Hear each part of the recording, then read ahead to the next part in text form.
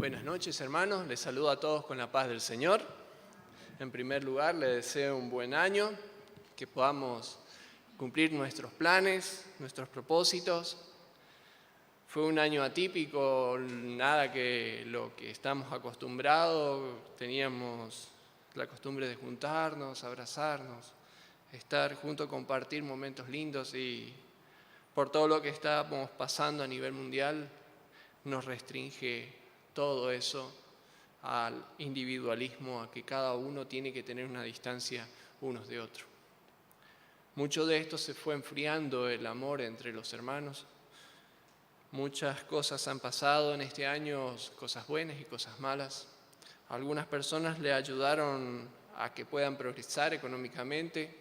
A otras personas le ha perjudicado también económicamente, han perdido sus trabajos, han sufrido mucho. Pero sabemos, los cristianos, que todo esto es por voluntad de Dios. Todo esto se está cumpliendo por voluntad de Dios. Nunca nos tenemos que olvidar que Él es soberano sobre todas las situaciones que se vive en este mundo. Él tiene el control absoluto. Para compartir algo con ustedes, estuve meditando y le pedí al Señor que por favor guíe mi mente, mis pensamientos. Siervo inútil soy, muchas veces me considero así. Y tuve algo en mi mente que estuvo hace varias semanas acerca de algo que hizo David, y eso podemos encontrar en el libro de Samuel, 2 Samuel en el Antiguo Testamento. Pero le puse por título, Cuidado con las malas decisiones. Y antes de ir al libro de Samuel, les quisiera invitar que me acompañen en el libro de Juan capítulo 14, versículo 27. Juan capítulo 14, versículo 27.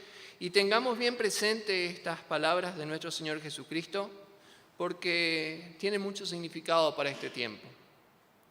Dice la palabra del Señor en Juan capítulo 14, verso 27, dice así: La paz os dejo, mi paz os doy. Yo no os la doy como el mundo la da. No se turbe vuestro corazón ni tenga miedo. La paz os dejo, mi paz os doy.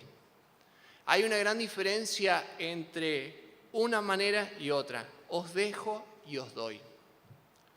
¿Por qué hay diferencia? Hace un tiempo atrás, Lucas nos estaba hablando acerca de las misericordias de Dios. Las misericordias de Dios se renuevan todos los días. Por misericordia de Dios, por todo este mundo, le sale el sol a los buenos y a los malos. Y la misericordia de Dios también es especial por los hijos de Dios. ¿Saben, hermanos? El Señor nos dejó su paz. Es como que alguien nos trajo un regalo y dejó sobre una mesa y dijo, ahí está mi regalo, la salvación. Pero cuando Él está diciendo mi paz os doy, es como que tomó esa salvación y puso ese regalo no merecido en tu mano. Ya no está sobre la mesa, sino que está en tu mano. Pero para que llegue a tu mano hay un proceso. Y eso está en nuestras decisiones. Por eso le puse por título Cuidado con las malas decisiones.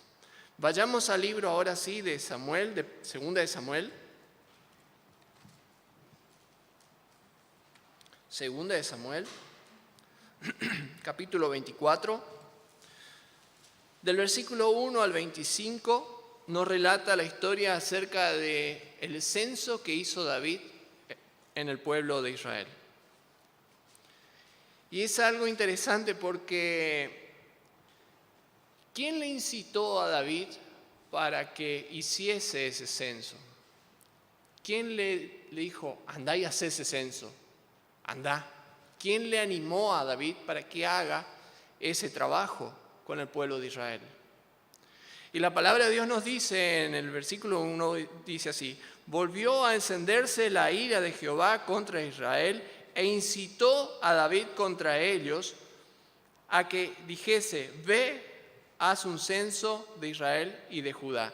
Y en el versículo 1 del capítulo 21 de Primera de Crónicas, un poquito más adelante, nos relata la misma historia. Primera de Crónicas, capítulo 21, verso 1 dice: porque Satanás se levantó contra Israel e incitó a David a que hiciese censo de Israel. ¿Quién estaba incitando a David a que hiciese algo que Dios no le había mandado hacer? Satanás. Aquí en esta parte Satanás significa adversario, adversario del pueblo de Dios.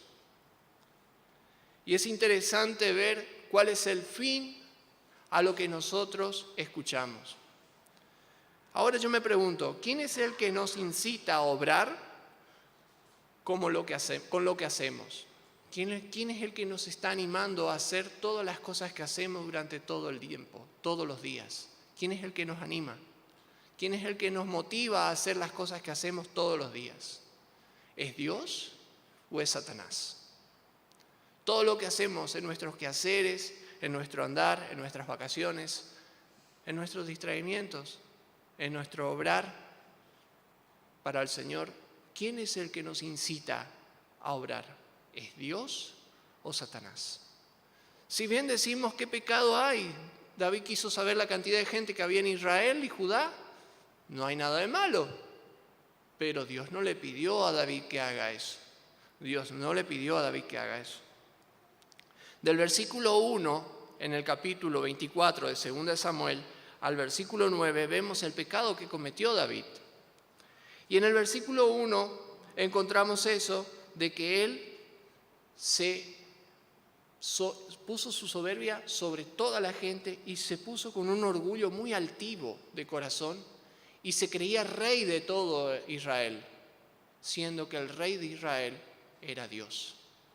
El siervo era solo David. David solo fue siervo de Dios.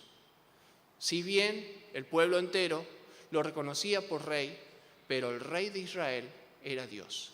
Y él quiso tomar el lugar que le correspondía a Dios. Y tomó riendas y quiso hacer su voluntad sin consultar con Dios. Y ahí es donde entra el pecado y las consecuencias de desobedecer la voluntad de Dios. Fíjense en el versículo 2 de 2 Samuel 24 dijo: y dijo el rey a Joab, general del ejército que estaba con él: recorred ahora todas las tribus de Israel, desde Dan hasta Beerseba, y haz un censo del pueblo, para que yo sepa el número de la gente. En ningún momento le dijo David a ese general: Dios me mandó que hagamos un censo. No, para que yo sepa. Ese yo superlativo se puso al frente y se adueñó del trono y quiso hacer su voluntad y no la voluntad de Dios. Para que yo sepa. No era para que Dios sepa, no, para que yo sepa. Pero ahora en el versículo 3 encontramos algo muy importante. Joab respondió al rey: añada Jehová tu Dios al pueblo 100 veces tanto como son, y los que vean mi señor el rey.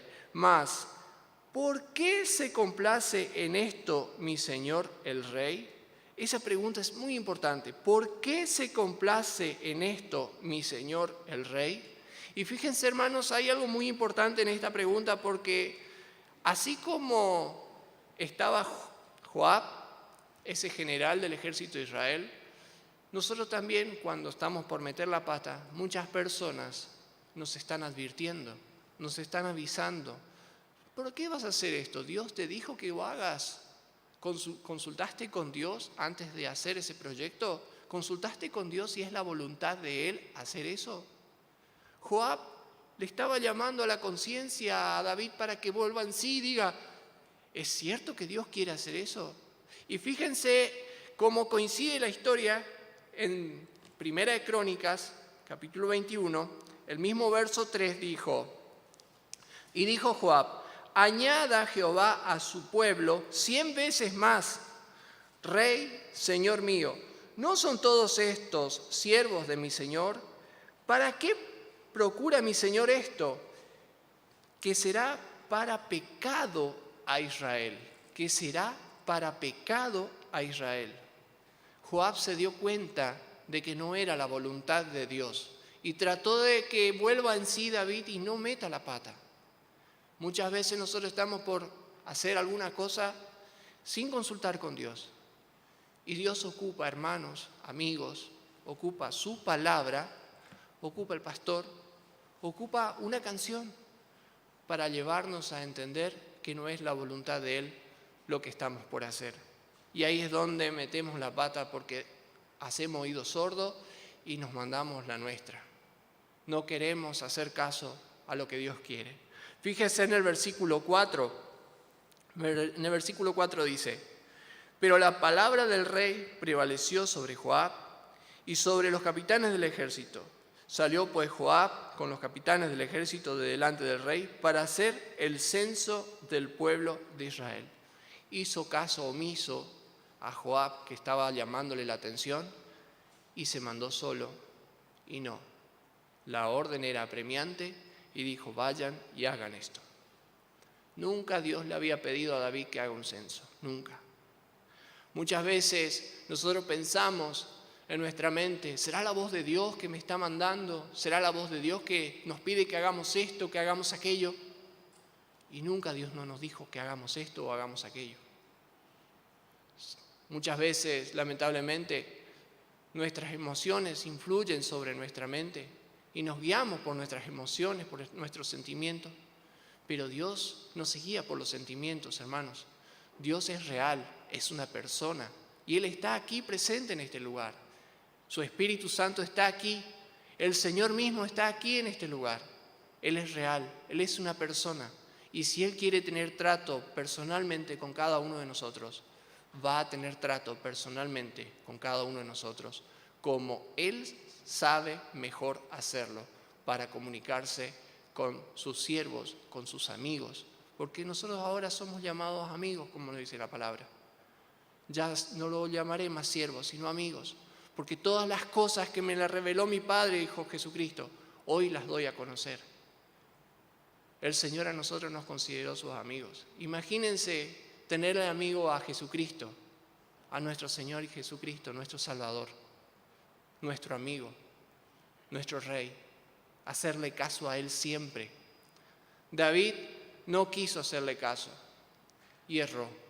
Fíjense en el versículo 10 al 17, nos está hablando de todo lo que hicieron estos generales. Fueron, hicieron el censo, hicieron todo lo que tenían que hacer, trajeron las novedades al rey, pero en el 10 dice, y algo muy importante, después que David hubo censado al pueblo, le pesó en su corazón y dijo David a Jehová: yo he pecado gravemente por haber hecho esto, mas ahora, oh Jehová, te ruego que quites el pecado de tu siervo, porque yo he hecho muy neciamente. Actuar con necedad no solo significa ignorancia, sino que es actuar pensando que puedes hacerlo todo solo. Y la necedad te hace ver solamente hasta tu nariz y no podés ver para adelante. Simplemente te basás en tu yo y vos podés hacerlo todo solo, pero no lo vas a hacer. No lo vas a hacer.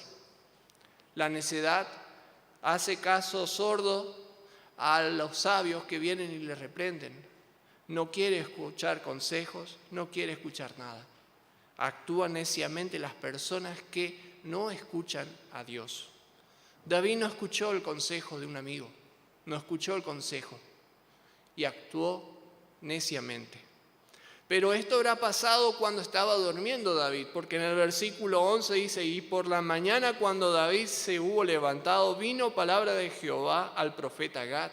Pero fíjense, durante toda la noche ese pobre hombre no pudo dormir, no tuvo paz. Y ahora, como leíamos al principio, la paz os dejo, mi paz os doy. Este pobre hombre, David, en esa noche no tuvo paz. No tuvo paz. Tuvo un sueño muy pesado, no pudo dormir, le pesó en su corazón Y cuando le empezó a pesar en su corazón, quiere decir que su conciencia empezó a obrar en él. Le empezó a acusar. Dios no te mandó que hagas esto, ¿por qué lo hiciste? ¿A cuántos de nosotros nos pasa? Cuando nosotros hacemos algo y vemos que metimos la pata, Dios nunca me dijo que haga esto, ¿para qué hice? Nuestra conciencia nos acusa y nos acusa y nos acusa. Pero hermanos, gracias a Dios por esa conciencia, porque nos lleva a la convicción de nuestro estado, nos lleva a la convicción de nuestro pecado y nos ayuda a corregir nuestros errores. David se arrepintió y lloró amargamente, pero ya estaba hecho ya. Ya estaba hecho ya. Ya había una desobediencia y había que pagar el precio. Fíjense otro detalle en ese mismo versículo. Yo he pecado, se reconoció. Otro detalle, te ruego, humillación ante Dios. En ese mismo versículo vemos la convicción del pecado como el Espíritu Santo estaba obrando en ese hombre. Es interesante que en este tiempo el Espíritu de Dios actúa de la misma manera. Nos lleva a la convicción del estado en que estamos viviendo y nos ayuda a reconocernos a nosotros como pecadores todos los días, para acercarnos al Señor todos los días, no solo los fines de semana cuando venimos al culto. No porque ahora no podemos reunirnos tan de seguido, no vamos al culto, tenemos una vida doble. No, todos los días de nuestra vida tenemos que acercarnos al Señor.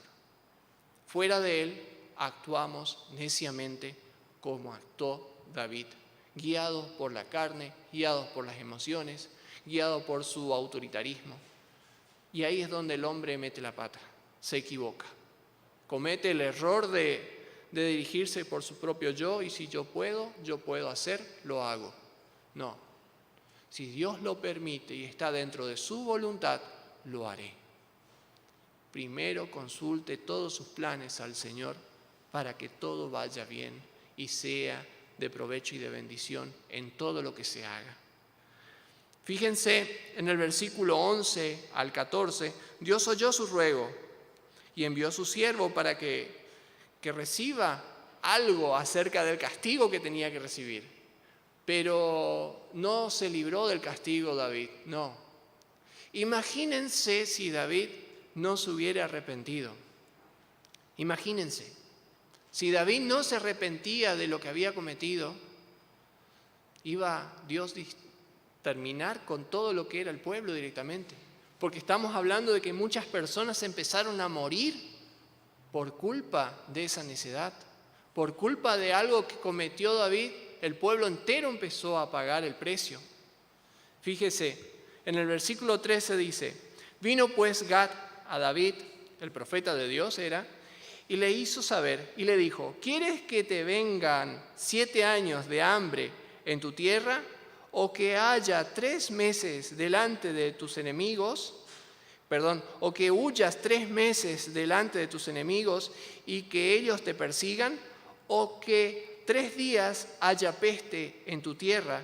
Piensa ahora y mira que responderé al que me ha enviado.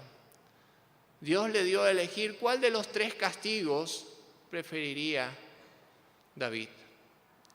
Y fíjese que es interesante estos 3 castigos. 7 cosas aborrecen a Dios, y eso lo encontramos en Proverbios capítulo 6, si me quieren acompañar.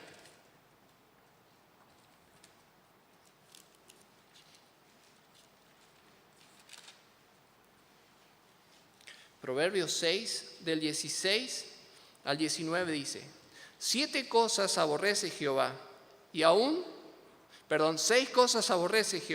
7 abomina su alma: los ojos altivos, la lengua mentirosa, las manos derramadoras de sangre inocente, el corazón que maquina pensamientos inicuos, los pies presurosos para correr al mal, el testigo falso que habla mentiras y el que siembra discordia entre hermanos.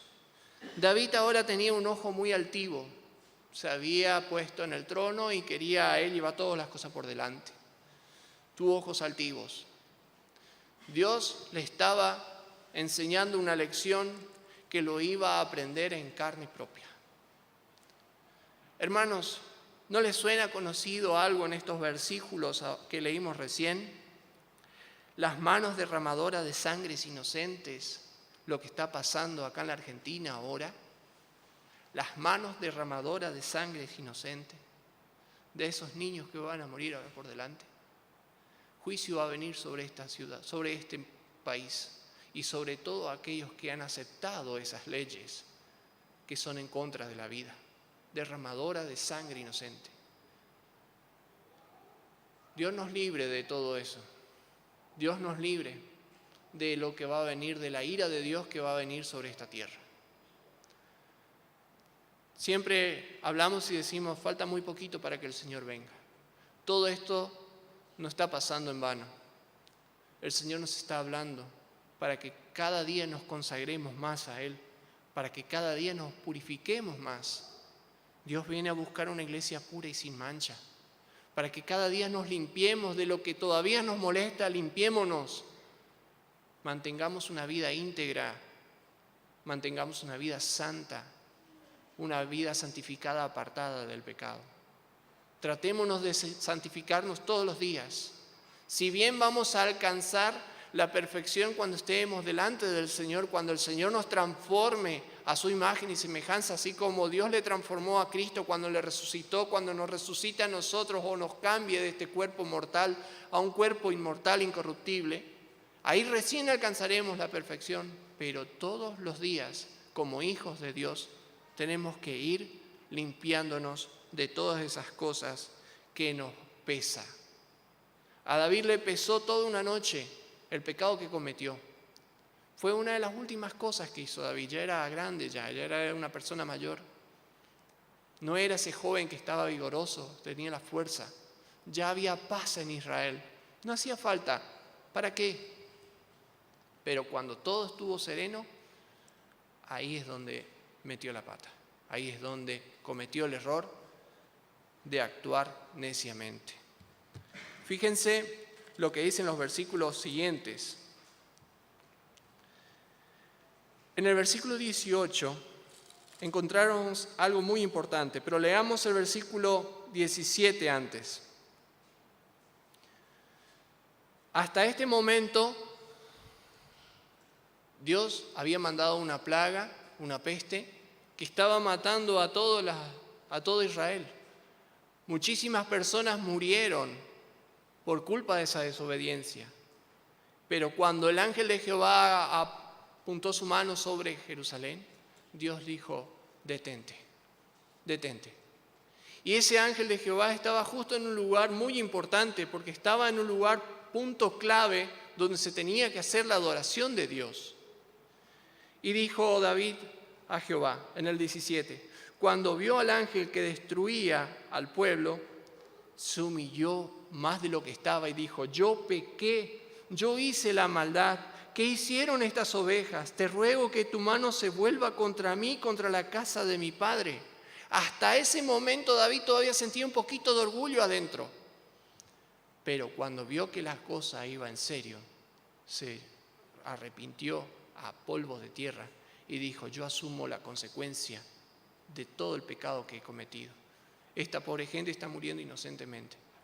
Muchas veces, como padres de familia, cometemos errores que nuestros hijos pagan nuestros errores. Nuestros hijos pagan nuestros errores. No nos entregamos, no nos consagramos al Señor. Muchas veces ya hemos hablado de que el hombre de la casa es el sacerdote en la casa, que tiene que llevar la palabra y alimentar a su familia. Y no hacemos la voluntad de Dios y nos ponemos cómodos y nuestros hijos se pierden. ¿Por qué? Porque no nos humillamos ante Dios. Necesitamos que Dios tome las riendas de nuestros hogares. Necesitamos que Dios tome el centro de nuestros hogares para no perder nuestra familia. ¿Por qué? Si nosotros desviamos nuestra mente de la mente de Cristo, los que van a pagar el precio van a ser los inocentes. Como lo dijo David, ¿qué hicieron estas ovejas? No hicieron nada ellos. Simplemente siguieron la orden de su pastor, siguieron la orden de David. de hacer el censo. Por seguir la orden tuvieron que pagar el precio junto con David, que muchas personas empezaron a morir. Dios conoció el corazón de David desde el principio y dijo que el corazón de David fue conforme al corazón de Dios, pero tenía que aprender cosas muy importantes en su vida. A igual que nosotros, todos los días tenemos que aprender a renunciar a las cosas que nos atan a esta tierra. Ya en el versículo 18 encontramos que el profeta de Dios vino y le dijo a David. Vino a David aquel día y le dijo: sube y levanta un altar a Jehová en la era de Aranúa, Jebuseo. Subió David conforme al dicho de Gad, según había mandado Jehová. Y Araúna miró y vio al rey y a sus siervos que venían hacia él. Saliendo entonces Aranúa, se inclinó delante del rey, rostro a tierra, y Aranúa dijo: ¿por qué viene a mí, señor el rey, a su siervo? Y David respondió: para comprar de ti la era, a fin de edificar un altar a Jehová, para que cese la mortandad del pueblo. Y Aranúa dijo a David: tome y ofrezca a mi señor el rey lo que bien le pareciere. Y aquí bueyes para el holocausto, y los trillos y los yugos de los bueyes para leña. Todo esto, oh rey,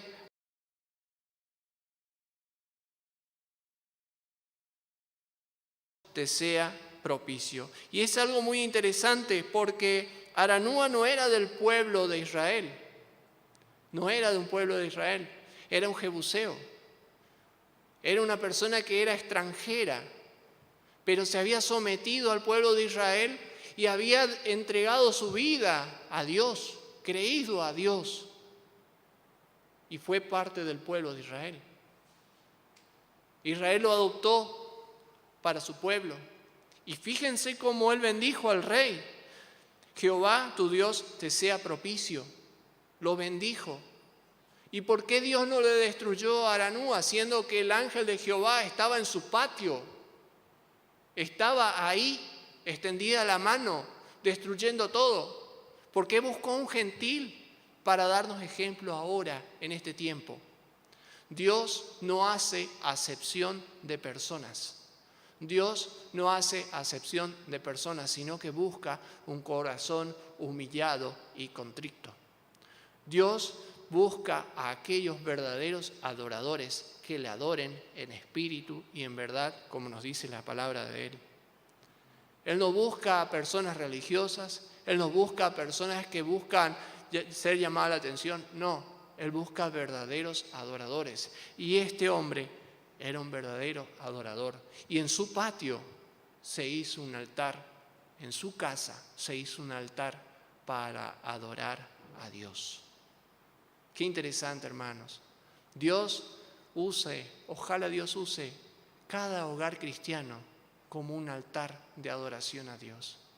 Imagínense si todas las familias cristianas se unieran en adoración a Dios todos los días.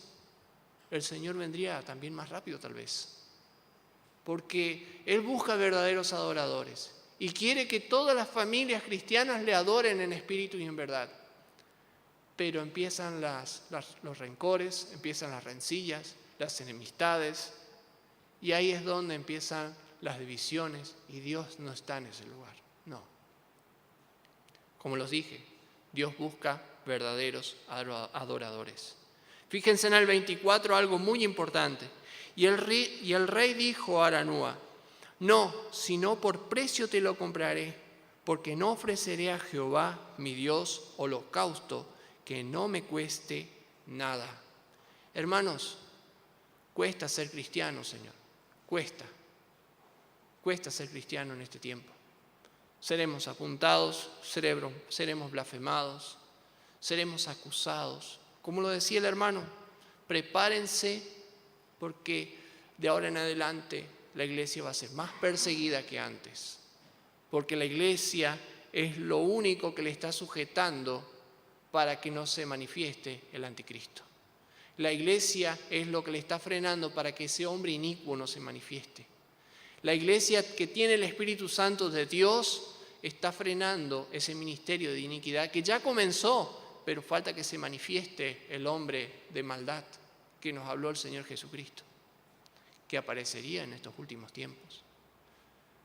Dios nos lleve con Él pronto. Dios venga a buscar a su iglesia pronto, hermanos, porque las cosas que van a sobrevenir a este mundo son terribles, hermanos. La palabra de Dios dice que todavía no se ha visto calamidades y cosas terribles en toda la historia de la humanidad de lo que ha de pasar en tiempo de la tribulación. Va a ser cosas muy feas, muy terribles, enfermedades, pestes, hambre a nivel mundial, guerras, de todo a nivel mundial. Pero el pueblo de Dios tiene que estar firme y prendido a la verdad y amar al Señor y buscar que el Señor esté en nuestros hogares todo el tiempo. Porque si nosotros no hacemos eso, nos quedamos. Por eso les digo, Dios busca verdaderos adoradores que le adoren en espíritu y en verdad. Fíjense un detalle muy importante. David abrió una compuerta en un pueblo, es como abrir una represa grande donde había un embalse de agua gigante y todas las personas que vivían para abajo de la represa fueron inundadas. David abrió esa compuerta de pecado y muchas personas perecieron. Nosotros como padres de familia, si abrimos nuestros hogares al pecado, muchas personas van a ser perjudicadas y los primeros que van a ser perjudicados van a ser nuestros hijos. Como padres tenemos que cuidar a nuestros hijos. Como padres tenemos que instruirle a ellos en el camino de la verdad. ¿Para qué? Para algún día estar con Él en el cielo disfrutando de la eternidad que el Señor nos prometió. Ahora yo les pregunto, ¿quién incitó a David para que él obrara así? Satanás. Ahora, ¿quién nos incita a nosotros a obrar todos los días de la manera que nosotros obramos? ¿Es Dios o es este mundo que nos lleva a meter la pata, a hacer el error todos los días? ¿Quién es el que nos anima a nosotros a actuar como actuamos todos los días de nuestra vida? ¿Dios o este mundo? Si es Dios, el Espíritu Santo está con nosotros y porque nosotros pusimos nuestra voluntad en Él. Volvamos de vuelta al primer versículo que habíamos leído en Mateos, en Juan 14, donde decía: la paz os dejo, mi paz os doy. Yo no os la doy como el mundo la da. No se turbe vuestro corazón ni tenga miedo. Muchas personas en este tiempo perdieron la paz porque han escuchado la incitación de este mundo. La paz que el Señor nos dejó en aquella cruz del Calvario es la paz para con Dios. La paz de nuestra alma para con Dios. Muchos profesores del seminario nos decían que esa paz no significa ausencia de guerra, no significa ausencia de aflicción, no significa ausencia de problemas. Esa paz que el Señor nos dejó es la paz para con Dios. Él pagó ese precio. Él cumplió ese sacrificio que tuvo que hacer David en aquel lugar para que el Señor le perdone. Cristo en la cruz del Calvario hizo eso. Así como David tuvo que hacer un sacrificio para que cese la mortandad, Cristo hizo ese sacrificio en la cruz del Calvario para que nosotros tengamos vida eterna y para que el Señor a nosotros nos vea a través de su Hijo como sus hijos, como su iglesia. Él nos compró con su precio. Él nos dejó esa paz en la cruz. Y ahora no solo nos quiere dejar esa paz, sino que nos está dando nuestra mano para que seamos esa luz y esa sal que este mundo necesita, que cada día está más en decadencia. Pongámonos de pie, hermanos, y entreguemos al Señor todo lo que viene de este año. Nosotros no conocemos todavía nuestros planes, no sabemos todavía qué es lo que va a pasar a fin de año, no sabemos. Pero sí el Señor sabe. Entreguémonos en las manos del Señor para que Él sea el que maneje nuestra vida, para que Él sea el que ministre nuestra casa, para que Él sea el centro de nuestro hogar. Es la única manera para que la paz del Señor esté en nuestros hogares. Padre amado que estás en los cielos, te damos gracias, mi Señor, porque pudimos reunirnos una vez más, Señor, en tu casa de oración. Tú conoces todo lo que estamos pasando, lo que estamos viviendo en estos tiempos, Señor, donde nos están restringiendo, Señor, todos los tiempos que necesitamos para congregarnos como iglesia, Padre. Pero, Padre, sabemos que estos tiempos ya fueron dictados por ti en el Antiguo Testamento. Ya sabíamos que tú ya nos estabas hablando, Padre, acerca de estos tiempos. Padre, gracias por advertirnos de antemano, Señor. Gracias por darnos tu palabra, Padre Santo, para poder saber lo que hemos de vivir en los tiempos futuros. Por eso, mi Señor, te entregamos en tus manos toda nuestra vida, todo nuestro ser. Te entregamos este año que vamos a comenzar, Señor, que estamos comenzando. No sabemos lo que va a pasar en este año, pero las cosas no se vienen muy lindas para tu pueblo, Señor. Por eso, Padre, necesitamos de tu protección, de tu guía, Padre. Necesitamos que tu Espíritu Santo actúe más que nunca, Señor. Señor, necesitamos de ese avivamiento que tú has hecho en el Antiguo Testamento, al principio en tu iglesia, en estos tiempos también, Padre. Necesitamos que tú seas el centro de todos nuestros hogares cristianos, Padre mío, por medio de tu Espíritu Santo. Por eso, Padre, en tus manos nos encomendamos para que se haga tu voluntad, Padre, y no la nuestra. Gracias, mi Señor, por amarnos tanto y por tener tanta paciencia con nosotros, perdonándonos y ayudándonos a corregir nuestros errores todos los días, Padre. En el nombre de tu Hijo amado Jesús, gracias, Padre. Amén.